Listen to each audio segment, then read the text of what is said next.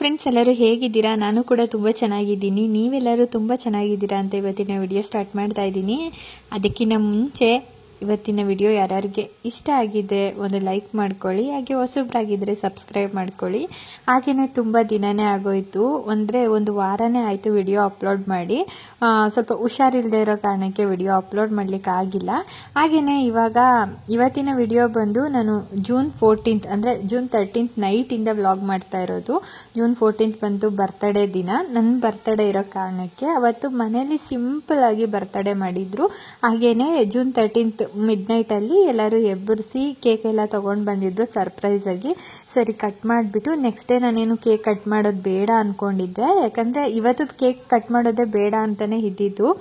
ಈಗ ನಿಮ್ಗೆಲ್ಲರಿಗೂ ಗೊತ್ತಿರೋಂಗೆ ರೀಸೆಂಟಾಗಿ ಫ್ಲೈಟ್ ಬ್ಲಾಸ್ಟ್ ಎಲ್ಲ ಆಗಿತ್ತಲ್ಲ, ಆ ಒಂದು ಇನ್ಸಿಡೆಂಟ್ ನೋಡಿಬಿಟ್ಟು ನನಗೆ ತುಂಬ ಬೇಜಾರಾಗಿತ್ತು. ಅದರಿಂದ ನನಗೆ ಈ ಥರ ಬರ್ತಡೇ ಎಲ್ಲ ಬೇಡ, ಈ ಸಲ ಸ್ವಲ್ಪ ಬೇಜಾರಿರೋ ಕಾರಣಕ್ಕೆ ಅಂತಲೂ ಕೂಡ ಅಂದ್ಕೊಂಡಿದ್ದಾಗಿತ್ತು. ಬಟ್ ಮಕ್ಕಳು ಸರ್ಪ್ರೈಸ್ ಆಗಿ ಈ ಥರ ಕೇಕ್ನ ತಂದಿರೋ ಕಾರಣಕ್ಕೆ ಇನ್ನು ಕಟ್ ಮಾಡಿಲ್ಲ ಅಂದರೆ ಸರಿ ಹೋಗಲ್ಲ ಅಂದ್ಬಿಟ್ಟು ಸಿಂಪಲಾಗಿ ನೈಟೇ ಬರ್ತಡೇಗೆ ಕೇಕ್ ಎಲ್ಲ ಕಟ್ ಮಾಡಿದ್ದಾಯಿತು. ಹಾಗೆಯೇ ತುಂಬ ಜನ ಕೇಳ್ತಾ ಇದ್ರಿ ಹುಷಾರಿಲ್ಲ, ಏನಾಯಿತು ಅಂತ. ಏನಿಲ್ಲ, ಚಿಕ್ಕ ಪುಟ್ಟ ಮಾಮೂಲಿ, ಇವಾಗ ಕ್ಲೈಮೇಟ್ ಚೇಂಜ್ ಆಗ್ತಾ ಇದೆಯಲ್ಲ, ಸ್ವಲ್ಪ ಕೋಲ್ಡು ಜ್ವರ ಅಷ್ಟೇ, ಬೇರೆ ಯಾವ ಥರ ದೊಡ್ಡ ಸಮಸ್ಯೆ ಏನೂ ಆಗಿಲ್ಲ. ಹಾಗೆಯೇ ತುಂಬ ಜನ ತುಂಬ ಥರ ಕಮೆಂಟ್ ಮಾಡಿದ್ದೀರಾ. ಥ್ಯಾಂಕ್ ಯು ಸೋ ಮಚ್ ಅವ್ರಿಗೆಲ್ಲರಿಗೂ. ವಿಡಿಯೋ ಮಿಸ್ ಮಾಡ್ಕೊಳ್ತಾ ಇದ್ದೀನಿ ಅಂತೆಲ್ಲ ಕೂಡ ಹೇಳಿದ್ದೀರಾ. ಅದಕ್ಕೋಸ್ಕರ ಇನ್ಮೇಲೆ ಕಂಟಿನ್ಯೂ ಆಗಿ ಪ್ರತಿದಿನ ಡೈಲಿ ವ್ಲಾಗ್ ಬರ್ತಾ ಇರುತ್ತೆ. ಇದು ಮಾತ್ರ ಒಂದು ವಾರದ ಹಿಂದಿನ ವ್ಲಾಗ್. ಇದು ನಿಮಗೆಲ್ಲರೂ ಅರ್ಥ ಮಾಡ್ಕೊಳ್ತೀರ ನೀವೆಲ್ಲರೂ ಅಂದ್ಕೊಂಡು ನಿಧಾನಕ್ಕೆ ವಿಡಿಯೋ ಅಪ್ಲೋಡ್ ಮಾಡ್ತಾ ಇದ್ದೀನಿ. ಹಾಗೆಯೇ ಇವತ್ತು ಕೇಕ್ ಎಲ್ಲ ಕಟ್ ಮಾಡಿ ನೆಕ್ಸ್ಟ್ ಡೇಗೆ ಎಲ್ಲ ಏನಾನ ಅಂದ್ಕೊಂಡಿದ್ರು ಬೇರೆ ಏನಾನ ಪ್ಲ್ಯಾನ್ ಮಾಡೋಣ ಅಂತ. ಬಟ್ ನನಗೆ ಏನು ಪ್ಲ್ಯಾನ್ ಮಾಡಿಸ್ಕೊಳ್ಳೋ ಅಷ್ಟು ಇಷ್ಟ ಇರಲಿಲ್ಲ. ನನಗೆ ಹೊರಗಡೆ ಹೋಗೋಣ ಅಂತೆಲ್ಲ ಅಂದಿದ್ರು, ಬಟ್ ನನಗೆ ಅದೇನೂ ಇಷ್ಟ ಆಗಲಿಲ್ಲ. ಅದಕ್ಕೋಸ್ಕರ ಮನೆಯಲ್ಲೇ ಚಿಕ್ಕದಾಗಿ ಸಿಂಪಲಾಗಿ ಅಡುಗೆ ಮಾಡ್ಕೊಂಡಿದ್ದಾಯಿತು. ಸರಿ, ಇಷ್ಟೆಲ್ಲ ಚೆನ್ನಾಗಿ ಸೆಲೆಬ್ರೇಷನ್ ಮಾಡ್ತಾ ಇದ್ದಾರೆ ಅಂದಮೇಲೆ ಮಕ್ಕಳಿಗೆ ಯಾಕೆ ಡಿಸಪಾಯಿಂಟ್ ಮಾಡಬೇಕು ಅಂದ್ಬಿಟ್ಟು ನೆಕ್ಸ್ಟ್ ಡೇ ಏನಿಲ್ಲ, ಸಿಂಪಲಾಗಿ ಒಂದು ಚಿಕ್ಕದಾಗಿ ಅಡುಗೆ ಮಾಡ್ಕೊಂಡಿದ್ದಿದ್ದು ಅಷ್ಟೇ, ದೊಡ್ಡ ರೆಸಿಪಿ ಅಲ್ಲ. ಹಾಗೆ ಗಿಫ್ಟಾಗಿ ನನ್ನ ಹಸ್ಬೆಂಡ್ ಬಂದು ಸ್ಯಾರಿ ಕೊಟ್ಟಿದ್ರು. ಇನ್ನು ನನ್ನ ಮಗನೂ ಅಷ್ಟೇ ಒಂದು ಚಿಕ್ಕದಾಗಿ ಕ್ಯೂಟಾಗಿರೋ ಒಂದು ಗಿಫ್ಟ್ ಕೊಟ್ಟಿದ್ದು. ಇನ್ನು ನನ್ನ ಮಗಳು ಬಂದು ಡ್ರೆಸ್ ಕೊಡಿಸಿದ್ಲು. ಎಲ್ಲರೂ ಒಂದೊಂದು ಗಿಫ್ಟ್ ಕೊಟ್ಟಿದ್ರು. ಇನ್ನು ನನ್ನ ಹಸ್ಬೆಂಡು ಪ್ರತಿ ವರ್ಷವೂ ಅಷ್ಟೇ ಸ್ಯಾರಿ ಮತ್ತು ಡ್ರೆಸ್ ಎರಡೂ ಕೊಡಿಸ್ತಾರೆ. ಯಾಕಂದರೆ ಬರ್ತಡೇ ಬಂದು ಜೂನ್ 14th ಡ್ರೆಸ್ ಕೊಡಿಸಿದ್ರೆ, ಇನ್ನು ಜೂನ್ 15th ಬಂದು ಸ್ಯಾರಿ ಕೊಡಿಸ್ತಾರೆ. ಅಂದರೆ ನಮ್ಮದು ಆ್ಯನಿವರ್ಸರಿ ದಿನ, ನಮ್ಮ ಮದುವೆ ಆಗಿರೋ ದಿನ. ಎರಡೂ ಒಂದೊಂದು ದಿನ ಹಿಂದೆ ಮುಂದೆ ಅಷ್ಟೇ ಬಿದ್ದಿರೋದು. ಪ್ರತಿ ವರ್ಷವೂ ನಂದು ಇದೇ ಥರನೇ ಬರುತ್ತೆ, 2 ದಿನವೂ ಸೆಲೆಬ್ರೇಷನ್ ಮಾಡ್ಕೊಳ್ಳೋ ಥರನೇ. ಸರಿ, ಈಗ ಟೈಮ್ ಬಂದು 12:15 ಆಗ್ತಾ ಇದೆ. ಈಗ ಗಿಫ್ಟ್ ಏನೇನು ಕೊಟ್ಟಿದ್ದಾರೆ ಅಂತ ರಿಮೂವ್ ಮಾಡ್ತಾ ಇದ್ದೀನಿ. ಇದು ನನ್ನ ಮಗ ಕೊಟ್ಟಿರೋ ಗಿಫ್ಟ್ ಅಲ್ವಾ, ತುಂಬ ಕ್ಯೂಟಾಗಿತ್ತು, ಚೆನ್ನಾಗಿತ್ತು. ಒಂದು ತಾಯಿ ಕೈಯಲ್ಲಿ ಮಗುನ ಮಲಗಿಸ್ಕೊಂಡಿರೋ ಥರ. ತುಂಬ ಈ ಥರ ಐಡಲ್ನ ನೀವು ತುಂಬ ಜನ ನೋಡೇ ಇರ್ತೀರ. ಬಟ್ ಇದಂದು ನನಗೆ ತುಂಬ ಇಷ್ಟ ಆಯಿತು. ಏನೋ ಒಂಥರ ಚೆನ್ನಾಗಿ ಕಾಣ್ತಾ ಇತ್ತು. ಅದನ್ನು ನೋಡೋಕ್ಕೆ ತುಂಬ ಖುಷಿ ಆಗ್ತಾಯಿತ್ತು. ಈ ಕಡೆ ಗಿಫ್ಟ್ನೆಲ್ಲ ಅನ್ಬಾಕ್ಸ್ ಮಾಡ್ತಾ ಇದ್ದರೆ, ಈ ಕಡೆ ನನ್ನ ಮಗ ಕೂತ್ಕೊಂಡು ಕೇಕ್ನ ತಿಂತಾನೆ ಇದ್ದ. ಕೇಕ್ ಎಲ್ಲ ತುಂಬ ಚೆನ್ನಾಗಿತ್ತಲ್ಲ, ಅದಕ್ಕೆ ಎಲ್ಲ ಅರ್ಧ ಈಗಲೇ ಖಾಲಿ ಮಾಡಿಬಿಟ್ಟಿದ್ದಾನೆ. ಇನ್ನು ನೆಕ್ಸ್ಟ್ ಡೇ ಸ್ಕೂಲಿಗೆ ತೊಗೊಂಡೋಗ್ಬೇಕು ಬಿಡು ಅಂತ ಕೇಳಿದ್ರು ಲಾಸ್ಟಿಗೆ ಬಿಟ್ಟಿದ್ದಾನೆ. ಅಷ್ಟು ಕೇಕ್ ಹುಚ್ಚು ನಮ್ಮ ಮನೆಯಲ್ಲಿ ಎಲ್ಲರಿಗೂ. ಅಂದರೆ ನನಗೆ, ನನ್ನ ಹಸ್ಬೆಂಡ್ಗೆ ಅಷ್ಟು ಇಷ್ಟ ಆಗಲ್ಲ. ಇನ್ನು ಹುಡುಗರಿಗೆ, ಈಗಿನ ಮಕ್ಕಳಿಗೆಲ್ಲ ಕೇಕ್ ಅಂದರೆ ತುಂಬಾ ಇಷ್ಟ ಆಗುತ್ತಲ್ವ, ಅದಕ್ಕೋಸ್ಕರ. ಹಾಗೆಯೇ ಇನ್ನು ನನ್ನ ಹಸ್ಬೆಂಡ್ ಸ್ಯಾರಿ ಕೂಡ ತೊಗೊಂಡು ಬಂದಿದ್ರು. ಇದರಲ್ಲೆಲ್ಲ ಓಕೆ ಚೆನ್ನಾಗಿತ್ತು. ಆದ್ರೂ ನೆಕ್ಸ್ಟ್ ಡೇ ಅವರೇ ಹೋಗಿ ಎಕ್ಸ್ಚೇಂಜ್ ಮಾಡ್ಕೊಂಬಂದರು. ಯಾಕೆ ಅಂದರೆ ಇದರಲ್ಲಿ ಪ್ರಿಂಟಿಂಗ್ ಬಂದುಬಿಟ್ಟು ಬೇಗ ಹೋಗ್ಬಿಡುತ್ತೆ, ಒಂದ್ಸಲಿ ವಾಶ್ಗೆ ಹೊಟ್ಟೋಗ್ಬಿಡುತ್ತೆ.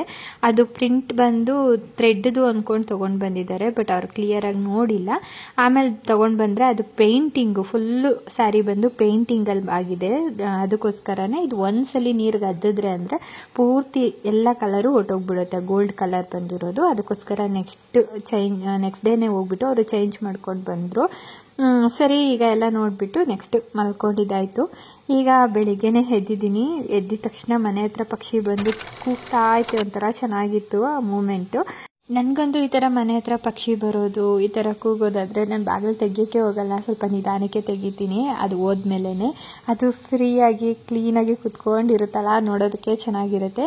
ಫಸ್ಟ್ ಅಂತೂ ನೀವು ನನ್ನ ಹಳೆ ವ್ಲಾಗ್ ನೋಡಿರೋರಾದರೆ ಫಸ್ಟ್ ಅಲ್ಲಿ ಈಗ ಎಲ್ಲಿ ಕೂತಿತ್ತು ಅಲ್ಲಿನೊಂಚೂರು ಮೇಲೆ ಗೂಡು ಕಟ್ಬಿಟ್ಟಿತ್ತು, ಮರಿಯೆಲ್ಲ ಹಾಕಿ. ಎಷ್ಟು ಚೆನ್ನಾಗಿ ಮರಿ ಹಾಕಿತ್ತು ಅಂದರೆ ಅಷ್ಟು ಚೆನ್ನಾಗಿ ಮರಿಗಳೆಲ್ಲ ಹಾಕಿ ಮೊಟ್ಟೆ ಎಲ್ಲ ಇಟ್ಟು ಮರಿ ಮಾಡಿಕೊಂಡು ಆಮೇಲೆ ಅದು ಆರೋಯ್ತು. ಎಷ್ಟು ಚೆನ್ನಾಗಿತ್ತು ಅದು ವಿಡಿಯೋ, ನನ್ನ ಹತ್ರ ಈಗೂ ಇದೆ ಅದು. ಅಂದರೆ ನೀವು ನೋಡಿಲ್ಲ ಅನ್ನೋರು ಹಳೆ ವ್ಲಾಗ್ನ ಒಂದ್ಸರಿ ಚೆಕ್ ಮಾಡಿ, ತುಂಬ ಚೆನ್ನಾಗಿ ಇರುತ್ತೆ ಅದು.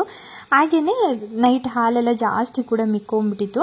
ಸರಿ ಸ್ವಲ್ಪ ಮೊಸರೆಲ್ಲ ಹಾಕ್ಬಿಟ್ಟು ಇಟ್ಕೊಳ್ಳೋಣ, ಇನ್ನು ಜಾಸ್ತಿ ಇಟ್ಟರೆ ಆವಾಗವಾಗ ಏನು ಅಷ್ಟೊಂದು ಕಾಫಿ ಟೀ ಕುಡಿಯೋಕ್ಕಾಗಲ್ಲ ಅಂದ್ಬಿಟ್ಟು ಅದಕ್ಕೆ ಸ್ವಲ್ಪ ಎಪ್ಪಾಕಿ ಇಟ್ಬಿಟ್ಟೆ. ಇನ್ನು ರಾತ್ರಿಗೆ ಮೊಸರಲ್ಲಿ ಏನಾನ ಮಾಡ್ಕೊಳ್ಳೋದು, ಇಲ್ಲಾಂದರೆ ಸಕ್ಕರೆ ಹಾಕ್ಕೊಂಡು ತಿಂದ್ರೂ ಚೆನ್ನಾಗಿರುತ್ತೆ. ನನಗೆ ಮತ್ತು ನಮ್ಮ ಮನೇಲಿ ಆಲ್ಮೋಸ್ಟ್ ಎಲ್ಲರಿಗೂ ಅಷ್ಟೇ, ನನ್ನ ಮಗನಿಗೆ ಬಿಟ್ಟು ಮೊಸರು ಸಕ್ಕರೆ ಅಂದರೆ ತಿನ್ನೋದಂದರೆ ಎಲ್ಲರಿಗೂ ತುಂಬ ಇಷ್ಟ. ಇನ್ನು ತಿಂಡಿಗೆ ಅಂದ್ಬಿಟ್ಟು ಸ್ವಲ್ಪ ದೋಸೆ ಹಿಟ್ಟು ಕೂಡ ಇತ್ತು, ಅದನ್ನು ಕೂಡ ರೆಡಿ ಮಾಡಿಟ್ಟಿದ್ದೆ. ಆಮೇಲೆ ಕಾಫಿ ಎಲ್ಲ ಮಾಡ್ಕೊಂಡು ಕುಡಿದಿದ್ದಾಯಿತು. ಕ್ಲೈಮೇಟ್ ಮಾತ್ರ ಸ್ವಲ್ಪ ಚಳಿನೇ ಇತ್ತು ಇವತ್ತು. ಇನ್ನು ಸ್ಕೂಲ್ಗೆ ಹೋಗ್ಬೇಕಾಗಿರೋ ಕಾರಣಕ್ಕೆ ಹುಡುಗರಿಗೆ ಸ್ವಲ್ಪ ಸ್ನ್ಯಾಕ್ಸ್ ಎಲ್ಲ ಕೊಡೋಣ ಅಂದ್ಬಿಟ್ಟು, ಇನ್ನು ನನ್ನ ಮಗಳಿಗೆ ಇವತ್ತಿಂದ 5:30ಗೆ ಸ್ಕೂಲ್ ಬಿಡ್ತಾ ಇದ್ದಾರೆ. ಇನ್ನು ಅವಳನ್ನ 10th ಆಗಿರೋದ್ರಿಂದ ಅವಳಿಗೂ 5:30 ಇದ್ದೇ ಇರುತ್ತೆ. ಇನ್ನು ಶನಿವಾರ ಅಲ್ವಾ, ಆ ಶನಿವಾರನೂ ಇನ್ಮೇಲೆ 5:30 ಅಂತ ಹೇಳ್ತಾ ಇದ್ದಾರೆ. ಅದಕ್ಕೋಸ್ಕರ ಇನ್ನು 5:30ವರೆಗೂ ಹಾಗೇ ಬಿಡೋಕ್ಕಾಗಲ್ಲ ಅಂದ್ಬಿಟ್ಟು ಇನ್ನು ಜಂಕ್ ಫುಡ್ಗಳು ಹಾಕ್ಬಿಟ್ರೆ ಅಂತೂ ಅದನ್ನು ಚೆನ್ನಾಗಿ ತಿಂತಾರೆ. ಬಟ್ ಈ ಹೆಲ್ತಿ ಫುಡ್ಡೆಲ್ಲ ಹಾಕೋಣ ಇನ್ಮೇಲೆ ಅಂದ್ಬಿಟ್ಟು ಕೆಲವೊಂದು ರೆಸಿಪಿಗಳನ್ನ ಹಾಕ್ತೀನಿ ಇನ್ಮೇಲೆ ಸ್ನ್ಯಾಕ್ಸ್ದಾಗಲಿ. ಇನ್ನು ಡೈಲಿ ಬಾಕ್ಸ್ಗಳಿಗೆ ಸ್ವಲ್ಪ ಸಿಂಪಲ್ ಆಗಿರೋ ರೆಸಿಪಿಗಳೆಲ್ಲ ಮಾಡೋಣ ಅಂತ ಅಂದ್ಕೊಂಡಿದ್ದೀನಿ. ಖಂಡಿತವಾಗ್ಲೂ ನಿಮ್ಮ ಜೊತೆ ಶೇರ್ ಮಾಡ್ಕೊಳ್ತೀನಿ. ಯಾಕಂದರೆ ಇನ್ಮೇಲೆ ನನ್ನ ಮಗಳಿಗೆ ಬೆಳಗ್ಗೆ 7 ಗಂಟೆಗೆ ಸ್ಕೂಲ್ ಇಟ್ಟರೆ ಇನ್ನು ಸಂಜೆ 5:30, ಇನ್ನು ಮನೆಗೆ ಬರೋಷ್ಟರಲ್ಲಿ 6 ಗಂಟೆ ಆಗುತ್ತೆ. ಅಲ್ಲಿವರೆಗೂ ಬರೀ ಒಂದೇ ಥರ ತಿಂಡಿ ಕೊಟ್ಬಿಟ್ರೆ ಚೆನ್ನಾಗಿರಲ್ಲ ಅಂದ್ಬಿಟ್ಟು ಇನ್ಮೇಲೆ 2 ತಿಂಡಿ ಮಾಡಬೇಕು, ಇಲ್ಲಾಂದರೆ ಒಂದು ತಿಂಡಿ ಒಂದು ಅಡುಗೆ ಎರಡೂ ಬೆಳಗ್ಗೆನೇ ಮಾಡ್ಕೊಂಬಿಟ್ರೆ ಚೆನ್ನಾಗಿರುತ್ತೆ ಅಂದ್ಬಿಟ್ಟು ಅಂದ್ಕೊಂಡಿದ್ದೀನಿ. ಯಾಕಂದರೆ ಅದನ್ನೆಲ್ಲ ಕೂತ್ಕೊಂಡು ಒಂದು ಲಿಸ್ಟ್ ಮಾಡ್ಕೊಬೇಕು, ಯಾವ್ಯಾವ ದಿನ ಏನೇನು ಮಾಡಿದ್ರೆ ಚೆನ್ನಾಗಿರುತ್ತೆ, ಅವ್ರಿಗೇನು ಇಷ್ಟನೋ ಅದನ್ನು ಕೊಟ್ರೇ ಚೆನ್ನಾಗಿರೋದು. ಹಾಗೆಯೇ ಈ ಕಡೆ ಸ್ವೀಟ್ ಗೆಣಸನ್ನೆಲ್ಲ ಕಟ್ ಮಾಡಿ ಬೇಯಕ್ಕೆ ಕೂಡ ಇಟ್ಕೊಂಡಿದ್ದೆ. ಈ ಕಡೆ ಮೆಂತ್ಯ ಪಲಾವ್ ಮಾಡೋಣ ಅಂದ್ಬಿಟ್ಟು ಸಿಂಪಲಾಗಿ ಮಾಡ್ತಾಯಿದ್ದೀನಿ. ಕೊತ್ತಂಬರಿ ಸೊಪ್ಪು, ಒಂದು ಅರ್ಧ ಟೊಮೆಟೊ, ಒಂದು ಸ್ವಲ್ಪ ಈರುಳ್ಳಿ, ಹಸಿಮೆಣಸಿನ್ಕಾಯಿ, ಶುಂಠಿ, ಬೆಳ್ಳುಳ್ಳಿ ಇಷ್ಟು ಹಾಕ್ಕೊಂಡು ರುಬ್ಕೊಂಡಿದ್ದೀನಿ. ಈ ಕಡೆ ಕುಕ್ಕರಿಗೆ ಒಂದು ಸ್ವಲ್ಪ ಎಣ್ಣೆ ಹಾಕ್ಕೊಂಡು ಅದಕ್ಕೆ ಅಂದರೆ ಪಲಾವ್ ಐಟಮ್ ಹಾಕ್ಕೊಂಡಿದ್ದೀನಿ. ಹಾಗೆ ರುಬ್ಕೊಳ್ಳೋಕ್ಕೆ ಇದಕ್ಕೆ ತೆಂಗಿನಕಾಯಿ ಕೂಡ ಹಾಕ್ಕೊಂಡಿದ್ದೀನಿ. ಪಲಾವ್ ಐಟಮ್ ಕುಕ್ಕರ್ಗೆ ಹಾಕ್ಕೊಂಡಿದ ನಂತರ ಅರ್ಧ ಈರುಳ್ಳಿ, ಅರ್ಧ ಟೊಮೆಟೊ ಹಾಕ್ಕೊಂಡು ಚೆನ್ನಾಗಿ ಫ್ರೈ ಮಾಡ್ಕೊಳ್ಬೇಕು. ಇದಕ್ಕೆ ಬಟಾಣಿ ಎಲ್ಲ ಇದ್ದರೆ ಇನ್ನೂ ಚೆನ್ನಾಗಿರುತ್ತೆ, ಬಟ್ ನನ್ನ ಹತ್ರ ಬಟಾಣಿ ಎಲ್ಲ ಇರಲಿಲ್ಲ, ಖಾಲಿಯಾಗಿ ಹೋಗ್ಬಿಟ್ಟಿತ್ತು. ಹಾಗೆಯೇ ಇದಕ್ಕೆ 1-2 ಹಿಡಿಯಷ್ಟು ಮೆಂತ್ಯ ಸೊಪ್ಪನ್ನ ಸಣ್ಣದಾಗಿ ಹಾಕ್ಕೊಂಡಿದ್ದೀನಿ, ಬಿಡಿಸ್ಕೊಂಡು. ಕಟ್ಲೇನು ಮಾಡೋದು ಬೇಡ, ಹಾಗೆ ಬಿಡಿಸ್ಕೊಂಡು ಹಾಕ್ಕೊಂಡ್ರೆ ಆಯಿತು. ಎಣ್ಣೆಯಲ್ಲಿ ಫ್ರೈ ಮಾಡ್ತಾಯಿದ್ದೆ, ಅದು ಕರ್ಗೋಗುತ್ತೆ ಬೇಗ. ಹಾಗೆಯೇ ಅದು ಚೆನ್ನಾಗಿ ಫ್ರೈ ಆಗೋಷ್ಟರಲ್ಲಿ ಈ ಕಡೆ ಮಸಾಲೆ ರುಬ್ಕೊಂಡ್ಬಂದು ಅದನ್ನು ಹಾಕ್ಕೊಂಡು ಈಗ ಚೆನ್ನಾಗಿ ಒಂದು 5 ನಿಮಿಷ ಚೆನ್ನಾಗಿ ಫ್ರೈ ಮಾಡ್ಕೊಳ್ಬೇಕಷ್ಟೇ ಎಣ್ಣೆಯಲ್ಲಿ. ಒಂಥರ ಹಸಿ ವಾಸನೆ ಇರುತ್ತಲ್ಲ, ಅದು ಹೋದರೆ ಸಾಕು.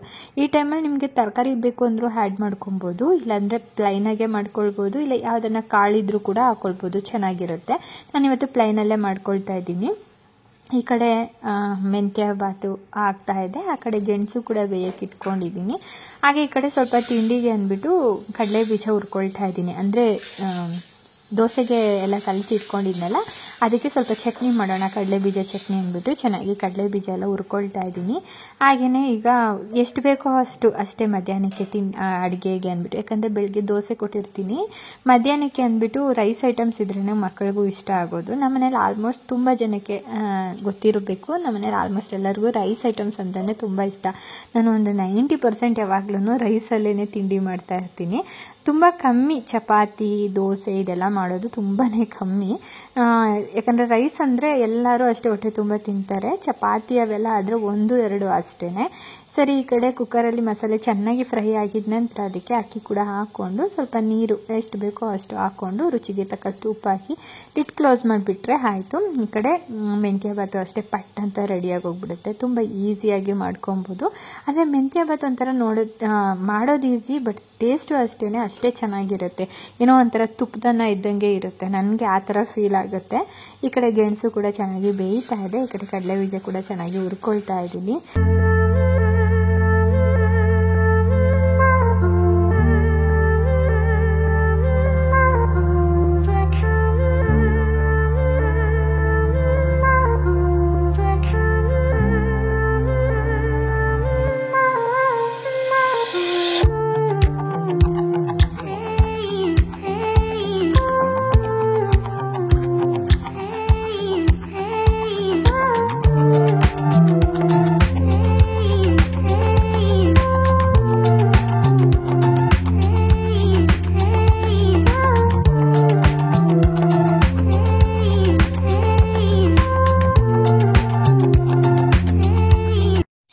ಈ ಕಡೆ ಕಡಲೆ ಬೀಜ ಕೂಡ ಚೆನ್ನಾಗಿ ಫ್ರೈ ಆಗಿದ ನಂತರ ಸ್ವಲ್ಪ ಹಸಿಮೆಣಸಿನ್ಕಾಯಿ ಹಾಕ್ಕೊಂಡು ಫ್ರೈ ಮಾಡ್ಕೊಂಡಿದ್ದೀನಿ. ಟೇಸ್ಟ್ ಚೆನ್ನಾಗಿರುತ್ತೆ.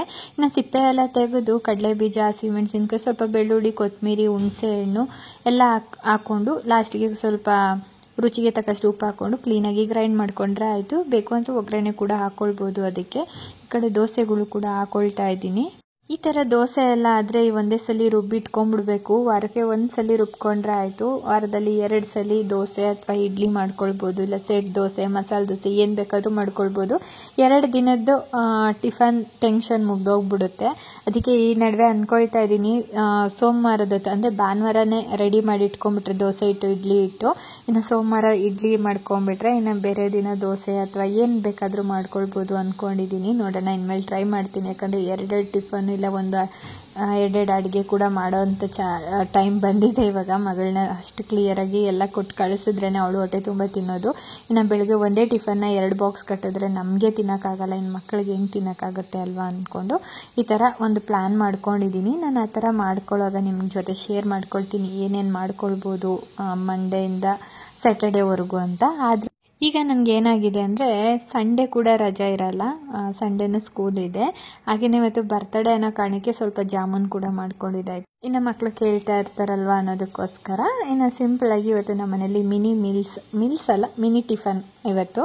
ಹಾಗೆಯೇ ಎಲ್ಲ ತಿಂಡಿ ಎಲ್ಲ ಆಗಿ ಬಾಕ್ಸ್ ಎಲ್ಲ ಕಟ್ಟಿ ಅವ್ರನ್ನ ಸ್ಕೂಲಿಗೆ ಕಳಿಸಿದ್ಮೇಲೆ ಟೀ ಮಾಡಿಕೊಂಡು ನಾನು ನನ್ನ ಹಸ್ಬೆಂಡು ಕೂಡ್ದು ಸ್ವಲ್ಪ ಹೊತ್ತು ಮೈಂಡ್ ಫ್ರೀ ಮಾಡ್ಕೊಂಡು, ಯಾಕಂದರೆ ಒಂದೇ ಸಮ ಬೆಳಗ್ಗೆಯಿಂದ ಅಡುಗೆ ಮಾಡ್ತಾನೆ ಇದ್ದೀನಿ.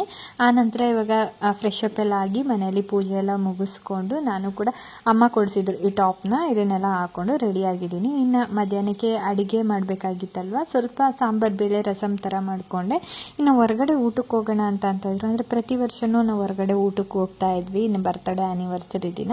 ಬಟ್ ಈ ವರ್ಷ ಹೇಳಿದ್ನಲ್ಲ ನಿಮಗೆ, ನನಗೆ ಇವತ್ತು ಬರ್ತಡೇ ಮಾಡಿಸ್ಕೊಳ್ಳೋ ಅಷ್ಟು ಇಂಟ್ರೆಸ್ಟ್ ಇಲ್ಲ ಅನ್ನೋ ಕಾರಣಕ್ಕೆ ಇವತ್ತು ಮನೆಯಲ್ಲೇ ಅಡುಗೆ ಮಾಡಿಬಿಟ್ಟೆ. ಇನ್ನು ಪಾತ್ರೆ ಎಲ್ಲ ನೋಡಿ, ಅಡುಗೆ ಮಾಡಿದ್ರೆ ಅಂತೂ ಇಷ್ಟು ಪಾತ್ರೆ ಬೀಳುತ್ತೆ.